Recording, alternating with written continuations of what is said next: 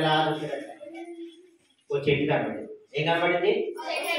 అదే చెట్టు మేడి చెట్టు. ఏ చెట్టు? ఆ మేడి చెట్టు ఎక్కాడట.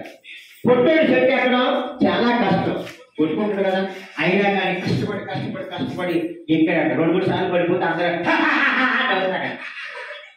మనం కూడా ఆటలో పడిపోయాడు, మరి పడిపోయావే కానీ అలా అనుకోండి. పడిపోయిన ఏం చేయాలా? ఈ పరిస్థితి కావచ్చు, అయ్యో దెబ్బ తగ్గిందా అని చెప్పి మళ్ళీ ఆటలో ఆడించుకోవాలి. ఇంకా ఎలాగైనా సరే నేను ఏ సైడ్ ఈరోజు చూసే ఇంటికి వెళ్ళాలి అనుకుని మొత్తాన్ని చెట్టు ఎక్కినాడు. మంచి చెట్టమైన కొమ్మ చూసుకున్నాడు. ఆ కొమ్మ మీద కూర్చుని చూస్తున్నాడు. పొద్దున ఎవడో పెంచడానికి చూసాడు కదా, అలా ఈడు కూడా ఏం చేస్తున్నాడు, అలా ఏసీ ఎప్పుడొస్తాడా నోటే చూస్తున్నాడు అన్నమాట. చూసి చూసి చూసి ఎంతగా రావట్లేదు. కాసేపు అలా చెట్టు మీద కూర్చున్నాడు. ఊరందరూ వచ్చేసారు, యేసుప్రభు చూశారు. అయితే యేసుప్రభు అందరితో మాట్లాడుతూ అన్ని అద్భుతాలు చేస్తూ ఆ చెట్టు దగ్గరికి వచ్చి ఆగారంట. ఇదిగో ఇదే చెట్టు అనమాట. చెప్పారు కదా, ఇదే చెట్టు అనుకున్నాం. కథలో ఏ చెట్టు ఇది? మేడి చెట్టు. నేను చెట్టు కాదు, మేడి చెట్టు. ఆ మేడి చెట్టు కింద దగ్గర ఇప్పుడు జక్కయ్య ఎక్కడున్నాడు? జక్కయ్య ఎక్కడో కూర్చున్నాడు. ఈ చెట్టుకి కొమ్మ కూర్చున్నాడు, ఎలా కూర్చున్నాడు. ఓకేనా అనుకుందాం. ఈ చాక్లెట్ ఆరో జక్కయ్య అనుకుందాం.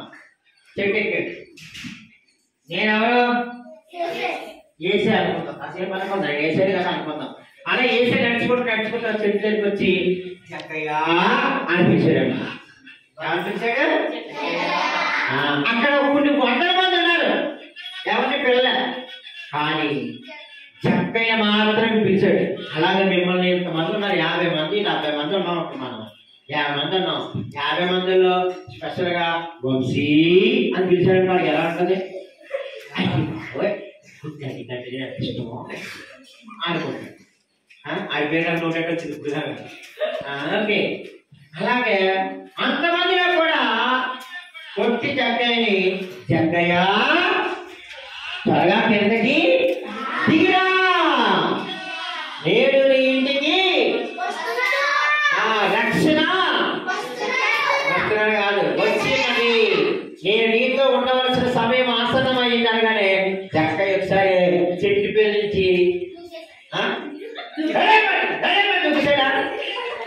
లోకలే గబగబా గబగబా గబగబా చెట్టు దిగి కిందకు వచ్చి యేసయ్య ప్రభు పాదాల దగ్గర పడిపోయాడు. చెప్పబడతాను.